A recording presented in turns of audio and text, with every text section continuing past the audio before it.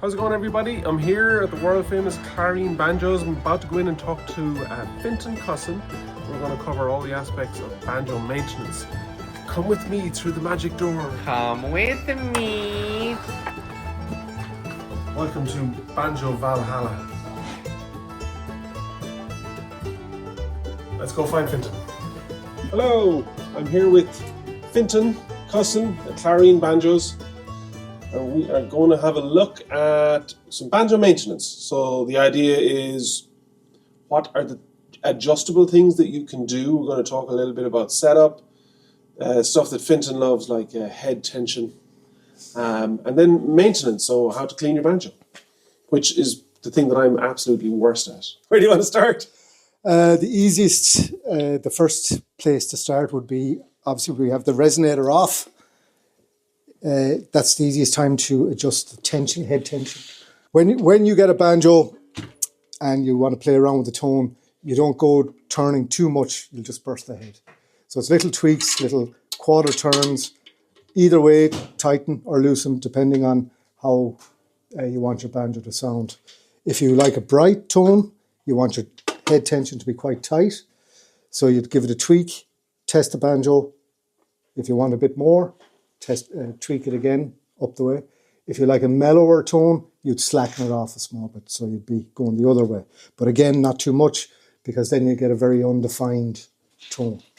You can use drum dials.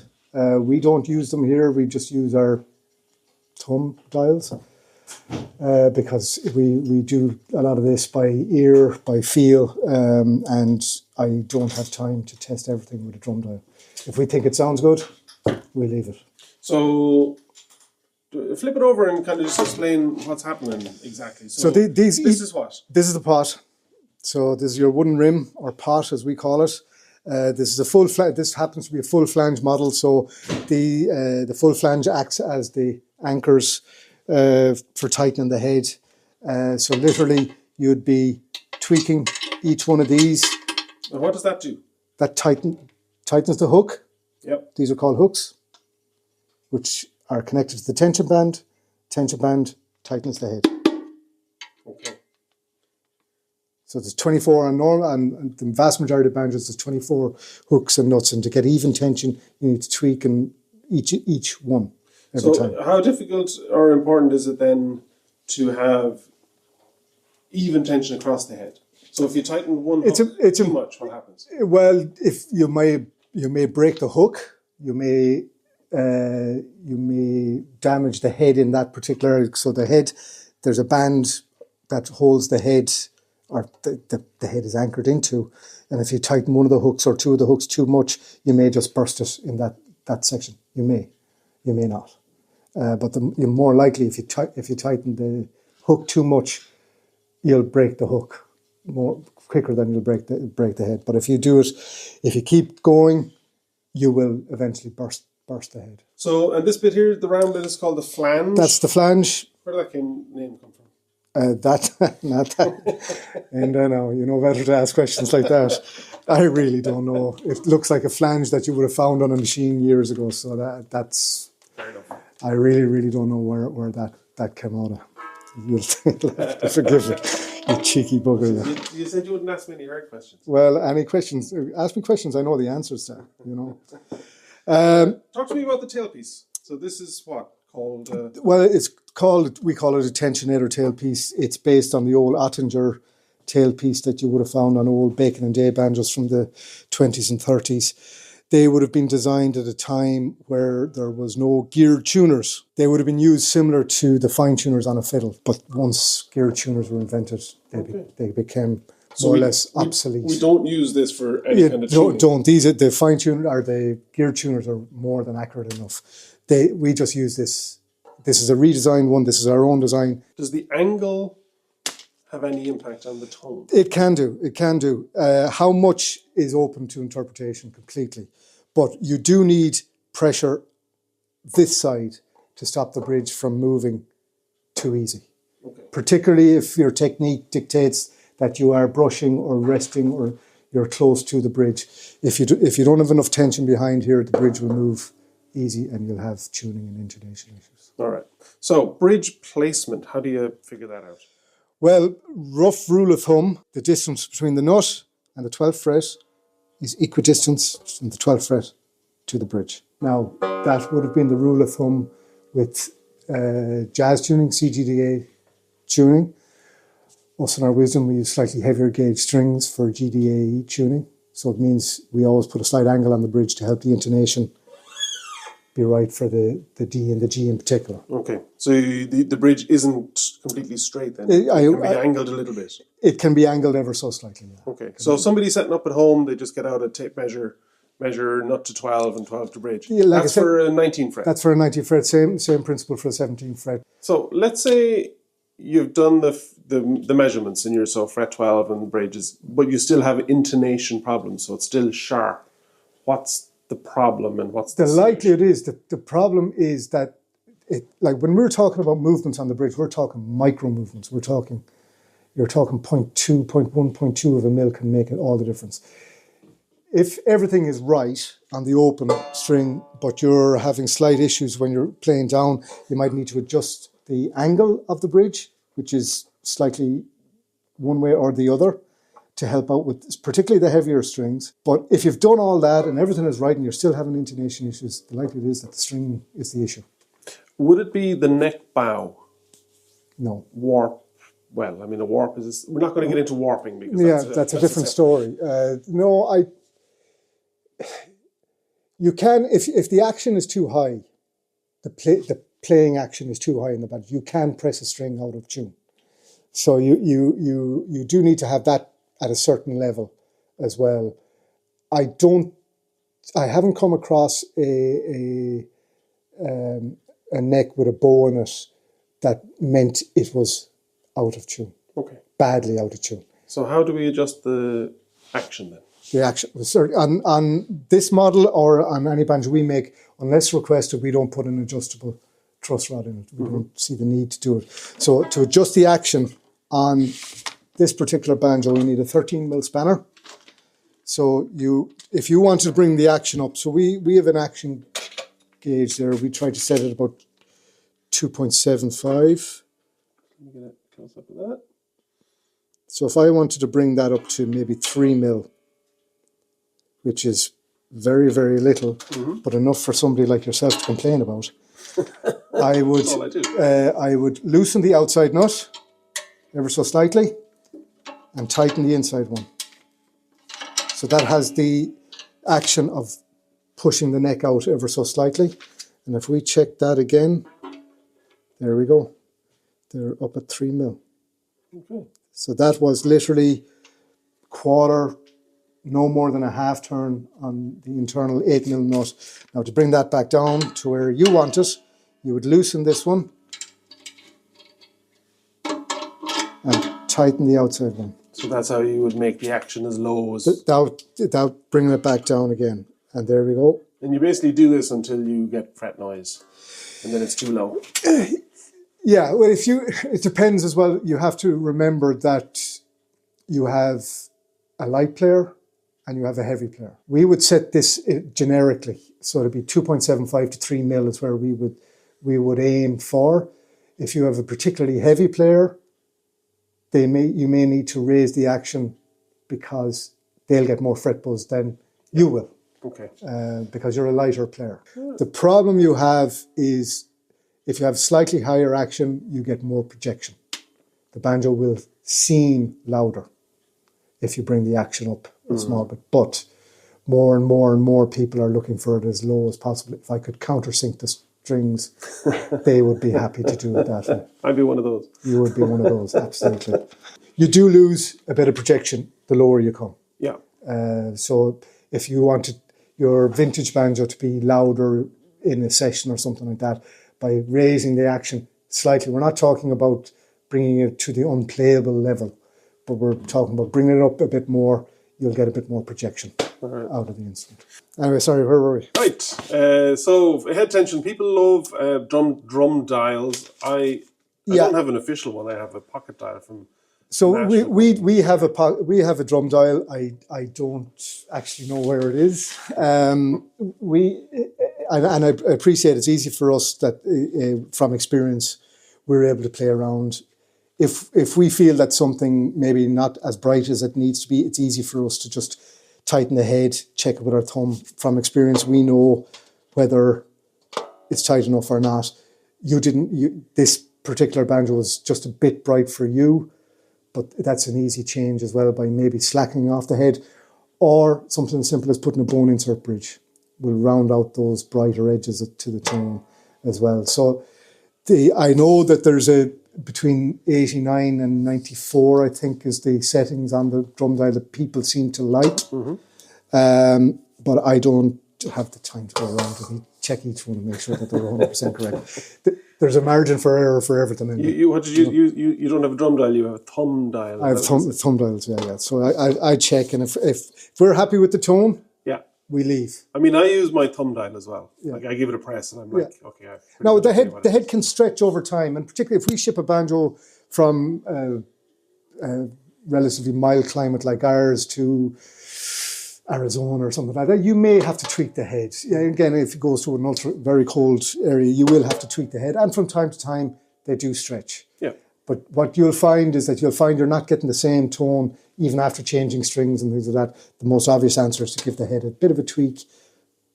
Tweak, I mean 1/8 to 1/4 of a turn on each. Test the banjo. Yeah. So it's tiny adjustments for fear that we get phone calls saying I burst the head and it's your fault because you told me to. Yeah. All right. So I've covered string changing in detail on my site, so we don't need to talk about that. One thing that comes up a lot is cleaning the banjo. And I say that as somebody who has a filthy banjo. Yeah, so the easiest way to keep it clean is to never let it get dirty in the first place. So I know. Well, moving on from that nonsense. I know that's easier said than done. We'd always recommend putting a dry cloth or an old tea towel or something in and give the banjo a quick wipe down after you're finished playing, particularly if you're playing in a session setting, in that it's going to be warm and clammy. So basically you'll take your banjo, you'll put it in the case, all the moisture from your hands in the air, you close the case, you've trapped it in it. So that's one of the reasons why it gets grubby, dusty, and stuff seems to stick to it. Simply by giving the strings a wipe down, just that a wipe down, with a dry, fine fibre cloth, that will take most of the, we'll say, fingerprints away. So if you get a fingerprint on it like that, that's moisture. Yep. Dust in the air and all that sticks to it. It basically gets worse and worse and worse, and it'll always look. So by just giving it a wipe down, and I'm not talking about a deep clean here after every time, just a quick one of these down. You'll take the sweat off the fingerboard, you'll take the sweat off the strings, you'll take the sweat off the back of the neck, so you won't have to get it refinished anytime soon. So let's just imagine that there was a person that you know who's in the room with us right now, that'd be me, who doesn't do that, and then ends up with a lot of crud, particularly on the metal part. So there's a lot of metal. So you got all the hooks and the flange. So everything is removable. The one thing is if you have a particularly bad banjo, not bad banjo, but particularly uncared for instrument you might have found in the attic or something like that, the only part that should be, that you might have to replace would be the hooks. They're mild steel because they're the only bit of the mild steel is the only thing strong enough to put the tension on the head. So they can rust. So I would find on my banjo that I'll get a little bit of corrosion on the top here. So that's the nickel plating probably wearing off. So it's essentially just cosmetic, right? It's cosmetic, yeah. Okay. Only. So let's say that this whole part here, this part here's got very dirty, right? There's a lot of build up. What's the easiest way to clean it up? There's really there's no easiest way. It's easy for me to take the banjo apart and do that. We'll assume that you don't have the facilities or you don't have the confidence to be able to take a banjo apart and put it back together, things like that. So really and truly, it's patience and a bit of elbow grease. So you'll be using a fine fibre cloth again to try and get into the crevices and things like that. If it's particularly bad, particularly on it, anything that's plated, you don't want to use an abrasive. So Brasso has abrasive in it. So that will scratch. So there's a product called Peak, and we don't get sponsored by them. We find this in our local post office. Kelly's down the road here. This is a polish. You'd only use a thimble, like a nail size bit on it, and you'd get into the crevices, and that'll take a lot of the bulk. So not an abrasive cleaner. Non-abrasive, Okay. Non-abrasive cleaner. Do you know what all the banging is in the background? Our heating system getting updated. The boss man. No. No longer. Former boss. That was one of the big questions. So another question that came up is a green build-up on... That's cumulative. On the frets. Yeah. And again, that's cumulative dirt from your hands, grime, sweat, sticking to the frets, sticking to the underside of the frets. If it has happened, what's the way to clean it? So you have take green crud on the fret. So generally, this is underneath. It's kind of on the side of the fret. It's not on top of the fret. Yeah. So basically, you're taking the strings off. You're using a very fine blade to scrape it off. Okay. Just nickel mould. The green. Come here. He'll edit it so we look Step into the light. coordinated. Come here.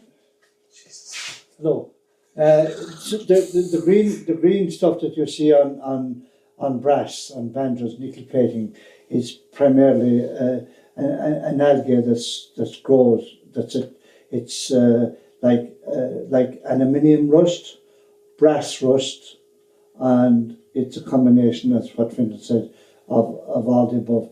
If you keep it clean, it won't grow. Is it hallucinogenic? As far as I'm aware, no. Carcinogen, no. Go on. Well, if you scrape it off and sort it, will you play better? No. How often should you change your strings? Depends on how Sweaty you are. see, you say that. There's a common theme here. Well, it depends. If you're playing a lot, you're changing strings a lot. If you're in your situation where you're a professional musician, you're changing them for every gig, probably. Yeah. If you're just doing it for your own enjoyment, every 3 or 4 months is more than enough to change them. And should always buy Clareen strings. Is that what you're trying to I didn't say that. You did. Did you need to do anything special with the inlay? That's basically the same as like would you clean the fretboard? Is there a cleaning mechanism for that, or is it just wipe it down? It's just wipe it down. You can get lemon juice, and again, you would use a non-abrasive. You wouldn't use any something that's too wet. You don't want to introduce moisture. Not hot soapy water then. No, not. I wouldn't use that unless it's dreadful altogether. So. Yeah.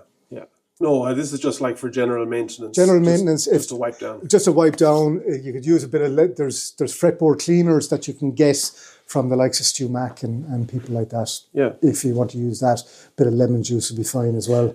Do you have any thoughts on fast fret and those kind of fret you can string use cleaners? anything you want. Absolutely, yeah. You want to say something? Cut that. Good. What? I want to show you something. I can finish this job first. Stop. He wants to say something. I want to show you something. Is this your banjo? No, it's not. So what am I looking at here? You're talking about this kind of dirt. Yeah, that looks like my banjo. Okay, well that's sweat and dust. Yeah. That's So how would you bring that fretboard back up then? by as Fintan says, by cleaning it with a light cleaner, not soapy water right here. You don't want water soaking into So So it's not a big job then, really. It's not a big job for us, but it depends if it's like. Show me. That's relatively mild. We've had a hell of a lot worse than that, where we've had to scrape it off. Then we use very fine steel wool and beeswax to get the shine back on it. Yeah. Steel wool and beeswax. Yeah. We're getting into pro territory now. That is typical sweat. Sorry. Sweat and dust. And hard work. Well, it's been played. Absolutely. And you know it's going to happen, so I don't mind. You might get divots and things like that, but they're really, really long-term issues that you... And for the back of the neck then, you're not using furniture polish or anything like that. Is there any need for that? It depends. So if what you can get, like the banjos we make, we have, depending on the model, 7 to 10 coats of lacquer. You should never really go through that. People do.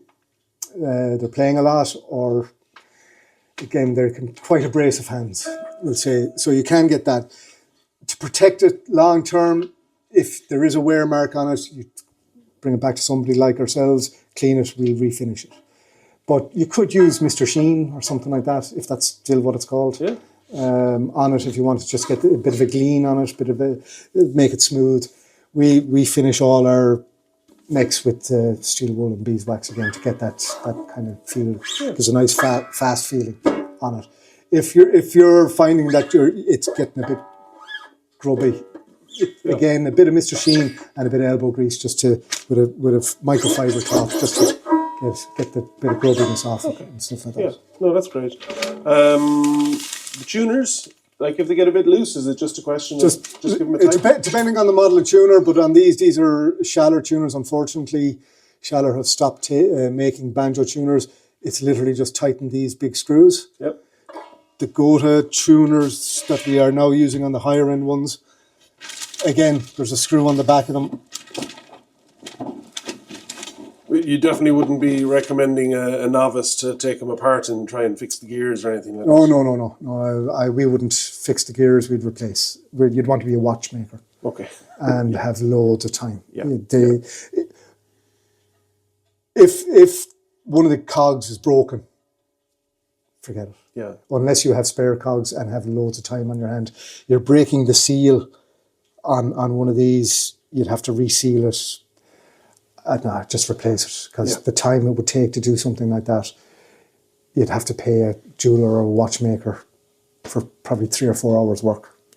No, I wouldn't. Not going to happen. Yeah, not going to happen. So that's it. So they look complicated, but in a lot of ways it's a relatively simple instrument. It is a relatively simple instrument. I appreciate that's easy for me to say. I work on them every day, but they're not as complicated and as intimidating as people think. There's a lot you can do yourself to get it sounding the way you want.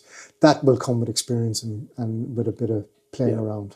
Is there any need to clean out the nut or the bridge grooves? From time to time, absolutely. From time to time, what you might find is when you're putting on a new set of strings, and particularly the wound strings, and you're tuning them up, you'll hear this clicking noise. Mm-hmm. It's the string is being trapped in either the bridge or the slot in the nut. And really what that is a small piece of dust is after getting in, and it's just trapping the string. Okay. So to clean that out, you would... I'll have to find an old string now in 1 second. Oh, so you just use an old string and run through it? In fact, you don't use the old string, you use a new string. The new string you're putting on, just run it through, and that'll clean out the... Let's do that one more time. All right. So that's really low tech. That'll clean out in the same thing there. Have you ever used graphite dust as a sort of a lubricant? No, just me then. Just you and you're getting into the weeds. You can absolutely use whatever you think works. Any final thoughts? No final thoughts. Just I completely forgot you were coming, so I didn't bother shaving or preparing a script. What's this banjo? This is a new Setanta, the first one with the nickel-plated alloy flange, and it's going... So just talk to me about the flange. Well, the flange, this is our lightweight flange, and for years we didn't think we could get it nickel-plated. Mm-hmm. This customer was determined to get it nickel-plated, so he actually helped us find a company that will do it in the UK. Mm-hmm. It is quite expensive, but we've got a batch done, and the next 20 Setantas will probably all have hand-engraved nickel-plated. The lighter full flange, was that a force of necessity or a drive to reduce the weight? A happy accident, to be honest, Enda. I do remember discussing this with you many moons ago, a lot of hair ago, about trying to lighten the load of the banjo. And our previous flange was a cast material called Mazak. And that could only be plated by one company in Ireland, and that company went bust. So that forced us to find an alternative, and the alternative, thankfully, was this lightweight flange, which is almost a kilo lighter, if not exactly a kilo lighter than the previous one. That's a lot lighter. It's a lot lighter. It's turned a 5 kilo banjo into a 4 kilo banjo. And for people like yourselves who's always complaining about the weight of a banjo, that's a big Anyone with big difference. shoulders like you. Well, you're 6'2" when you go to the gym, so it's You say go to the gym, you mean drive past it. drive past the gym. Yes, like my way. like myself at the moment. But so it was a happy accident. So what's happened is that it's helped our consistency of tone, because this is now cut out in the CNC machine rather than cast. Mm-hmm. So the accuracy is off the charts. It's the same thing all the time. What's the waiting list for a banjo like these days? At the moment, you're looking at, depending on the model, minimum 4 to 6 weeks. At the moment. Wow. These are all sold, you said? They're all gone.